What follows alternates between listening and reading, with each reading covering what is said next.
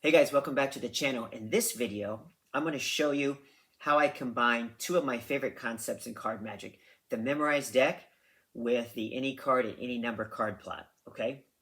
So I always like to start with my mem deck in F7, which means it's one out pharaoh shuffle away from being shuffled into my mem stack, all right?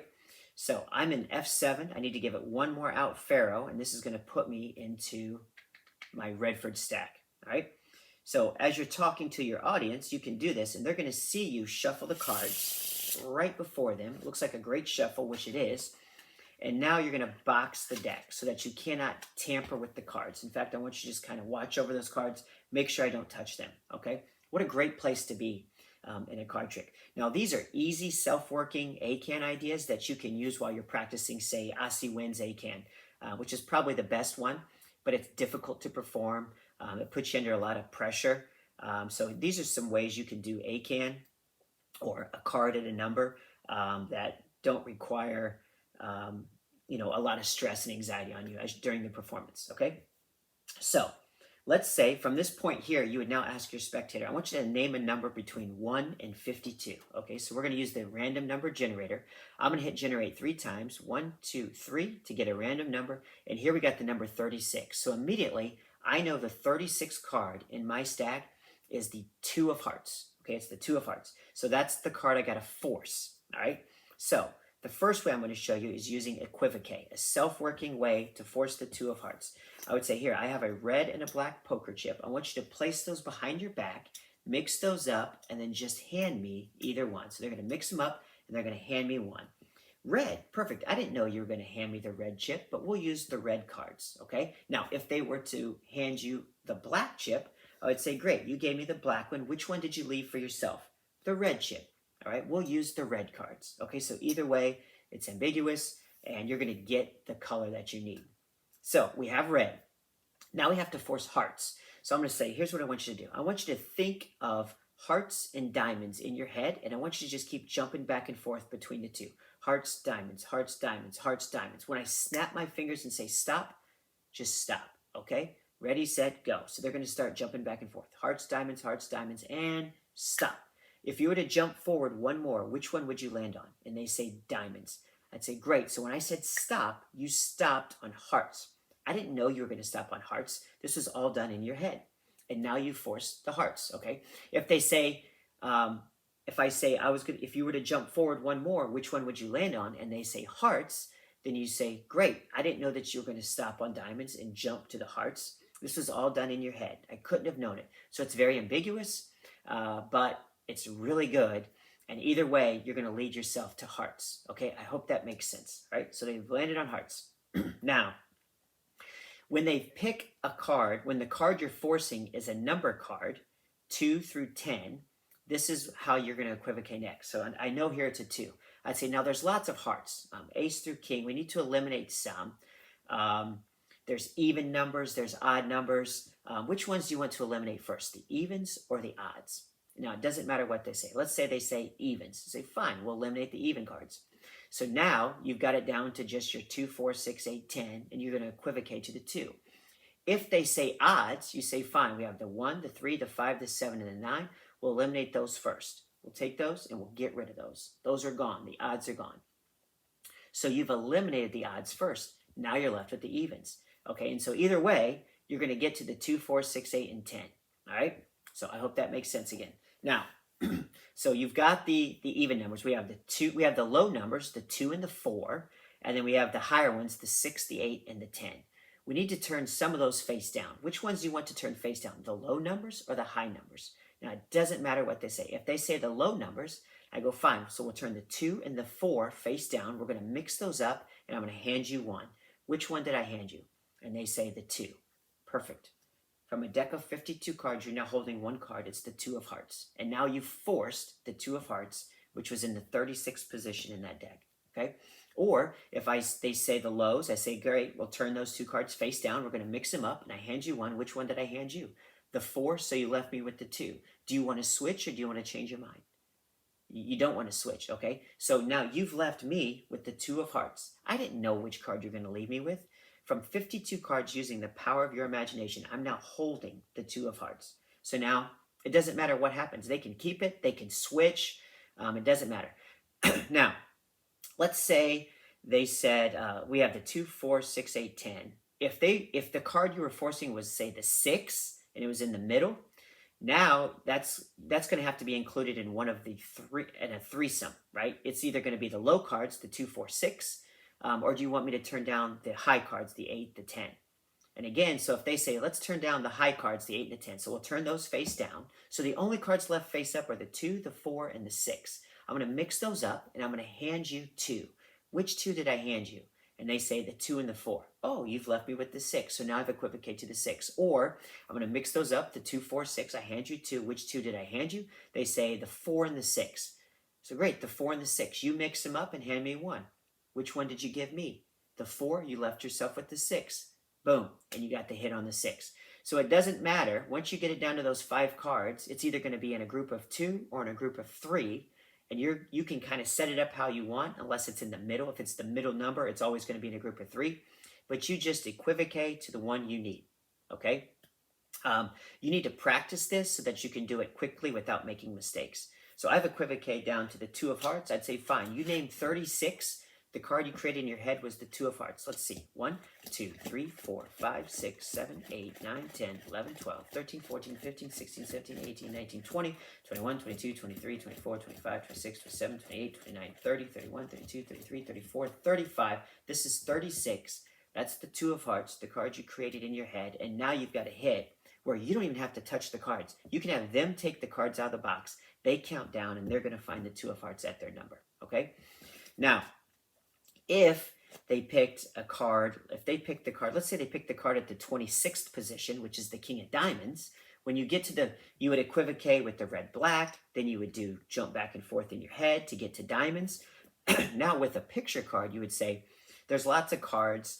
We've got number cards, we've got picture cards. Which do you want to eliminate first, the numbers or the pictures? Okay, and it doesn't matter what they say. Number cards, okay, we'll eliminate those first. All the number cards, ace through 10 are gone. We're now left with the picture cards. I have the jack, the queen, and the king. I'm going to mix those up, and I'm going to hand you 2. Which 2 did I hand you? The jack and the king. The jack and the king, excellent. So now you mix those 2 cards up that you have and give me 1. Which one did you give me? The jack. You left yourself with the king. Boom, you got a hit. Or you gave me the king. Do you want to switch, or do you want to keep what we have? Right? And let's say they say, just keep it. So then I would say, oh, you left me with the king of diamonds. I couldn't have known that you were going to leave me with the king. 52 cards, using your imagination. I'm not holding 1 card. So it doesn't matter. It's very ambiguous. You're forcing the card that you need. Now, if the card you're forcing is an ace, like let's say the 10th card, the ace of spades, what I do then, when I get to that 3rd phase in the equivocate, I say there's lots of different cards within the spades. We've got cards with numbers. We have cards with letters. Which ones do you want to eliminate first, the numbers or the letters?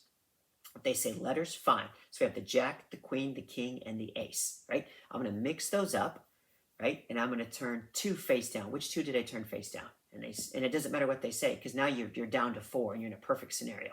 They say the jack and the ace. The jack and ace, I'll mix those up, and I'm going to hand you 1. Which one did I hand you? Boom, you're done, okay? The other one that can be difficult is when they pick a 10. So like, let's say they pick the card at number 7, would be the 10 of hearts. If they say, pick a number between 1 and 52. They say 7. So now I know I'm forcing a 10. So now with these, in that 3rd phase, I say, do you want evens or odds? They pick they want to eliminate the even numbers. So now your 10, what I would do there is I would just make sure it's in a group of 2. So I'd say we've got the low evens, like the 2, 4, 6, and then we have the high evens, the 8 and the 10. Okay, which ones do you want me to turn face down? The lows or the highs? Okay, so now it's in a nice position because it's in a group of 2.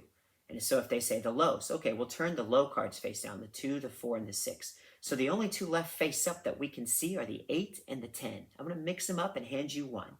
Which one did I hand you? And now you equivocate to the 10.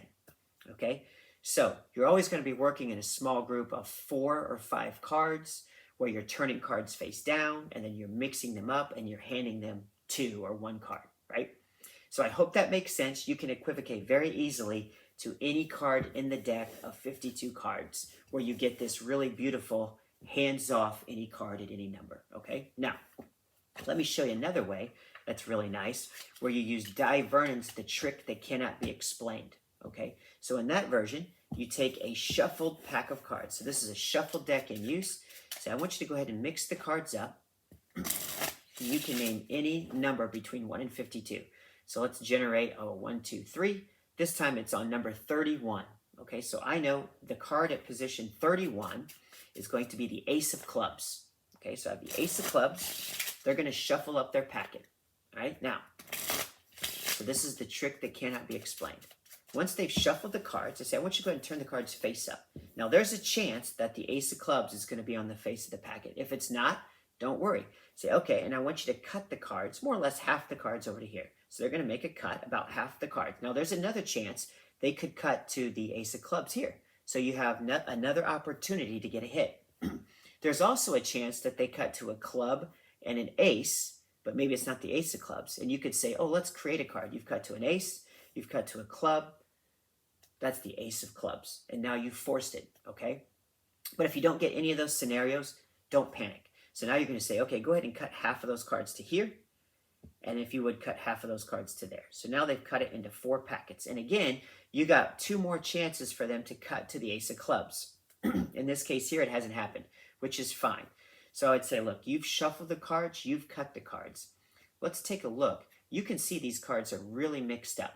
Like, there's no way I could have known that you were going to shuffle these cards into this order. Would you agree with that? And of course, they're going to say yes. Now, as you show them this packet, you're just looking for the ace of clubs, and I don't see it there.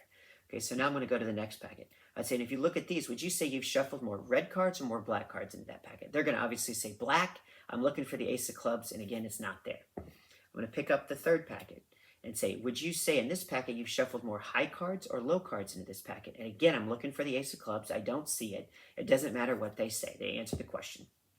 Then the last packet, would you say you've shuffled more evens or more odds into this packet? And I'm looking for the ace, and I found it. It is in the second position from the top of the pack. If they're face down, it's at position 2. So they answer it more evens. Doesn't matter. I've just located my ace. Now, I want that ace to be second position from the top, so I need to pick that packet up last, okay? So I'm going to pick up the cards. I'd say, look, you've shuffled the cards. You've cut the cards. Now, there's one thing in Vegas that they always do before they play the game, and they burn the cards. So I need you to burn the top and bottom card into the middle of the deck. So they're going to burn the top and bottom cards into the middle of the deck. So now, what I've done is I've now got the ace of clubs on top because it was in the second position. And by adding in that line, I need you to burn the cards. I've now got it in a position that I need it to be in. Because now I can say, look, you've now basically put your fingerprint on those cards. Those cards are now in an order that they've never been in the history of the planet. You've just done that today. Okay, and in this case, after you've shuffled, you've cut the cards multiple times, we burned the cards, we're now left with the ace of clubs. You named any number. Your number was 31.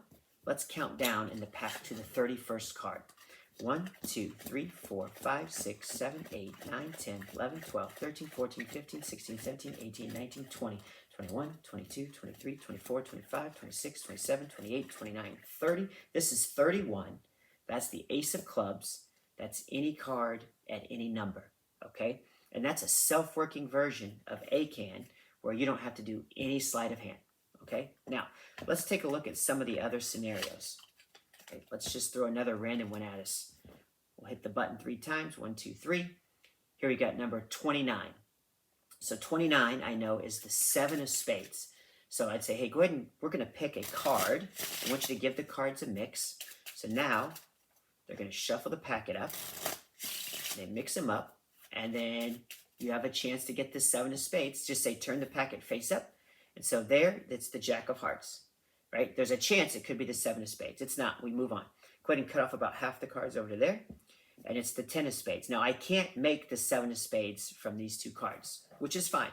And then I'd say go ahead and cut half of those to there, which gives you another chance to hit the 7 and cut half of those to there, okay? So in this situation, we haven't hit it, and that's fine. So now you go into the routine about, let's just take a look at the cards.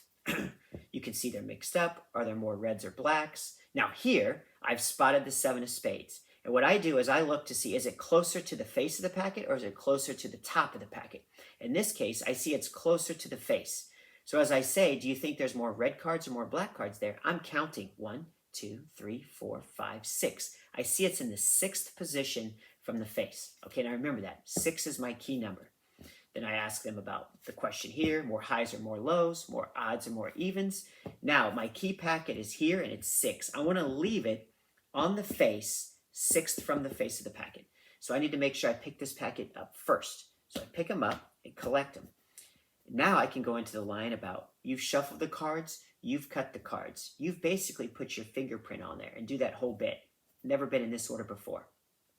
Now, some people might say that that's a coincidence that they're in this order, but I think it is a coincidence. It's just by chance. I would say it's by chance that the cards are in this order. So I'm going to use the word chance because it's C-H-A-N-C-E. It spells with 6 letters. So I would say you've shuffled them into this order by chance. Okay. In fact, let's spell that chance. So I'd say C-H-A-N-C-E.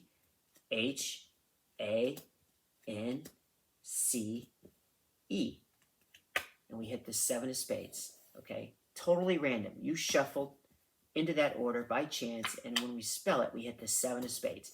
Now we count down in the pack to the 29th card, and we have a hit. Okay, so that's how I handle the card from the 6th position. Okay, so I've showed you from position 2, we burn the cards. From position 6, we spell chance. Okay, now I use the same concept if it's at position 4, whether it's from the top or from the face. I spell fate, F-A-T-E. It's fate that we landed in this order. If it's in the 5th position, we spell lucky. I say, oh, okay, let's find your lucky card. L-U-C-K-Y. And on the Y, you got their lucky card. The 6th position is chance. If it's at 7, we spell destiny. Okay, destiny spells with 7 letters. If it's in the 8th position, then I spell destiny and I take the next card. Okay, spell destiny and you use the next card. If it's 9 away, I would spell lucky card. Now it's usually not, unless they're really off on the cuts, it's not going to be any more than probably 7. But if you get those 8s or 9s, because maybe they're cutting, maybe they cut a really small packet and this is thicker, it could be in the 9th position. But I would spell lucky card because lucky card spells with 9, and that gets me to the card that I need. Okay. The only one I don't think I covered, if it's on the 1st position, obviously you just put it on the face of the pack or the top of the pack. If it's at position 3, so let's say the card I'm trying to force is the 10 of clubs, then what I do at position 3 is I say, we need to find your lucky card. Here's how we find the lucky card. We spell lucky, L-U-C-K-Y, and then we're going to do a procedure called deal and duck. All right, so what you're going to do is you're going to duck and deal the cards, which is going to force the card from the 3rd position. All right, so if it's in the 3rd position and you want to force that, you're going to duck a card to the bottom, deal 1, duck, and deal. So from the 3rd position, if you duck first and deal 2nd, you're going to be left holding the card that was at position 3. There's the 10 of clubs. So now we forced it. Okay? So again, another self-working way to force a card at a number to do a 2-deck ACAAN. Okay? The first one with the equivoque, you don't need the deck. So now you're doing a 1-deck ACAAN, essentially. The last way I would do it is with maybe a Hofzinser spread pass, right? So let's say the card is, let's get 19.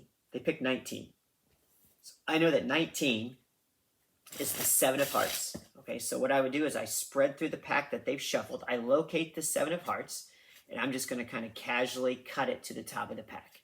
So this is the easiest way to do the spread force.